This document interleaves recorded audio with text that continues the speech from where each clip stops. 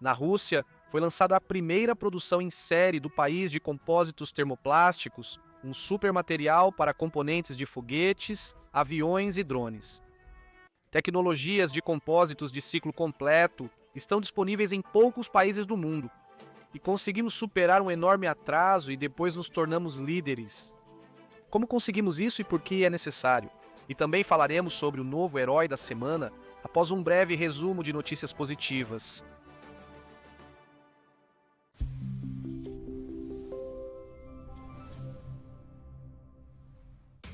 Na Cabardia-Balcária foi inaugurada a usina hidrelétrica de Terek. Em São Petersburgo foi aberta uma produção de aços especiais. Em Ufá, uma fundição para a fabricação de motores.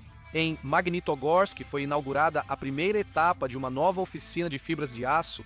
E na região de Saratov, uma fábrica de óxido de zinco.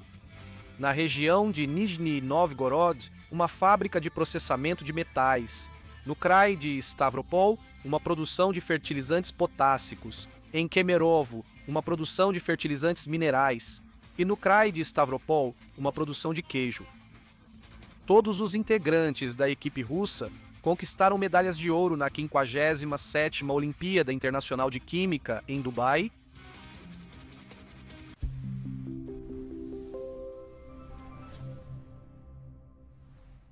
Há algum tempo, cientistas russos retiraram do fundo do Estreito de Kerch os restos de um navio de guerra da antiguidade que naufragou antes de Cristo.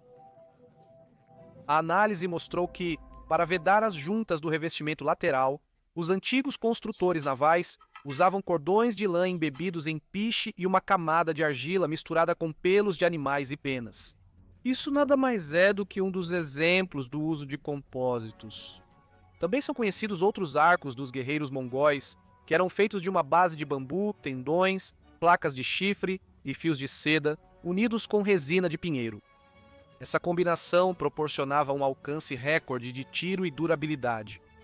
De modo geral, compósitos são materiais heterogêneos unidos, nos quais se distinguem a matriz e o reforço. A matriz é o que liga a composição, como argila, resina ou concreto. Já o reforço é o que garante sua resistência, como palha, fibras ou pedras. Ao longo de milhares de anos, a tecnologia avançou muito, mas o princípio permaneceu o mesmo. Os compósitos consistem em uma matriz e um reforço. Na verdade, em vez de materiais naturais, hoje em dia são usados principalmente polímeros. Existe uma enorme variedade de tipos e combinações para diferentes finalidades, mas, em geral, os compósitos são usados onde é necessário um material leve, mas ao mesmo tempo resistente e termicamente estável. Desde cascos de navios até componentes de foguetes e aviões. No nosso país, o tema se desenvolveu especialmente rápido nos anos 60, impulsionado pela corrida espacial e pela Guerra Fria. Os compósitos ajudavam a reduzir o peso das ogivas de mísseis balísticos e das espaçonaves. Por exemplo, na construção do Buran, foram utilizados pela primeira vez materiais compósitos únicos. Placas especiais feitas de fibra de quartzo ultra fina e outros elementos protegiam contra o aquecimento de 1000 graus Celsius ou mais durante a entrada na atmosfera. Apesar dos inegáveis sucessos da ciência soviética, éramos obrigados a comprar matéria-prima para a fibra de carbono do Japão. Nossa própria indústria química estava concentrada em polímeros de uso geral, e não em materiais especializados. E a fibra nacional era 2 vezes menos resistente do que a japonesa. Após o colapso da União das Repúblicas Socialistas Soviéticas, uma parte significativa da indústria de compósitos ficou na Ucrânia e em outras repúblicas. E lá acabou morrendo em silêncio.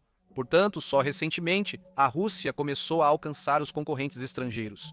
E esse é um daqueles casos em que se pode dizer, antes tarde do que nunca.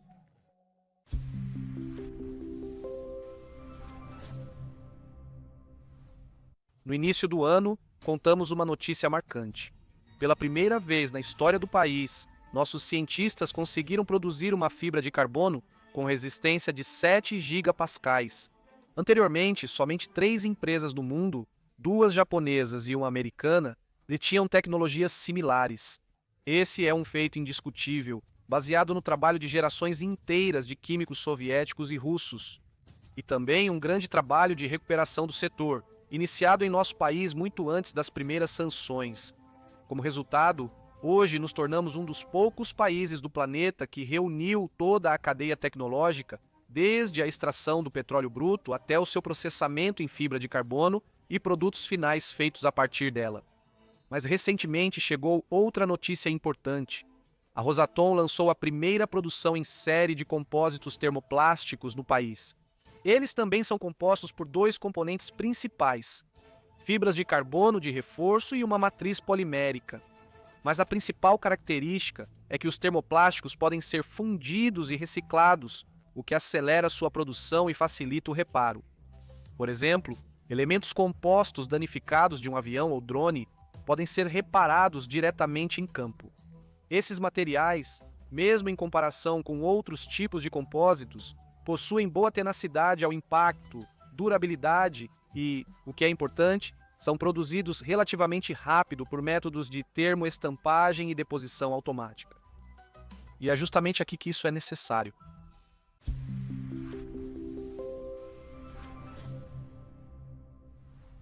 Os compósitos termoplásticos estão rapidamente entrando na indústria aeronáutica, no setor civil e passando a ser utilizados na produção de suportes, grampos e peças de fixação.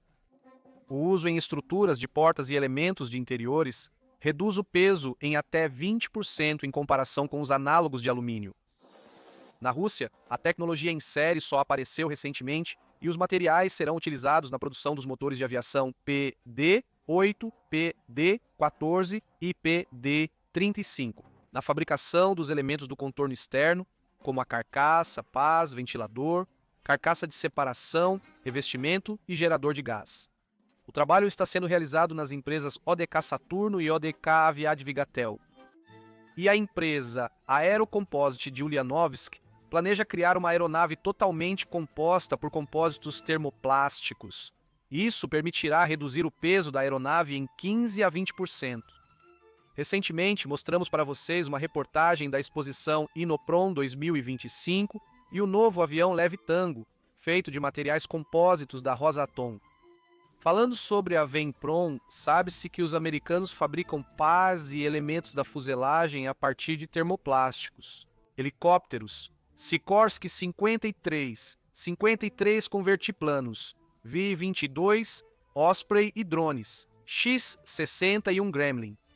Esses materiais estão substituindo metais tradicionais nas ligas, deixando os equipamentos mais leves e resistentes. Por isso, é crucial que a Rússia tenha recuperado o atraso e continue desenvolvendo ativamente tecnologias avançadas de produção de compósitos. Em 2025, o volume de compósitos produzidos pela Rosatom para a indústria da aviação quase dobrará, chegando a 385 toneladas. E isso é só o começo. Vamos mantê-los informados sobre os acontecimentos nas próximas edições.